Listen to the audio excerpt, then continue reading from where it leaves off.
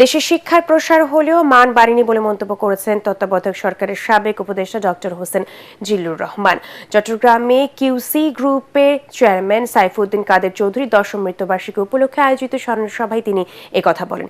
এ সময় সাইফুদ্দিন কাদের চৌধুরী শিক্ষা খাত ও সমাজসেবায় নিভৃতে কাজ করার ভূয়সী প্রশংসা করেন তিনি। পরে বাবা সাইফুদ্দিন কাদের চৌধুরীকে নিয়ে ছেলে সাকিব কাদের চৌধুরী বলেন, অসাধারণ মেধা আর কঠোর পরিশ্রম তার বাবাকে অনন্য উচ্চতায় নিয়ে গেলেও ক্ষমতার লোভ তাকে টানেনি।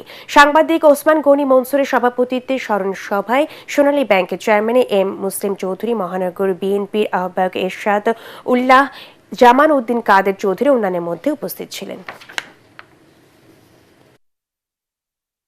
চিন্তার দেয়াল দিয়ে আমরা নিজেদেরকে আটকে রেখেছি, নিজেদের সম্ভাবনাগুলোকে আটকে রেখেছি। সাইফুদ্দিন যে নীরবে এত জায়গায় কাজ করেছে, শিক্ষায়, ক্রীড়ায়, বন্ধু বান্ধবদের নিয়ে সবাই মিলে একটা বন্ধুত্বপূর্ণ আমেজের মধ্যে বৃহত্তর চিন্তাটাকে নিয়ে আমরা নিবেদিত আছি।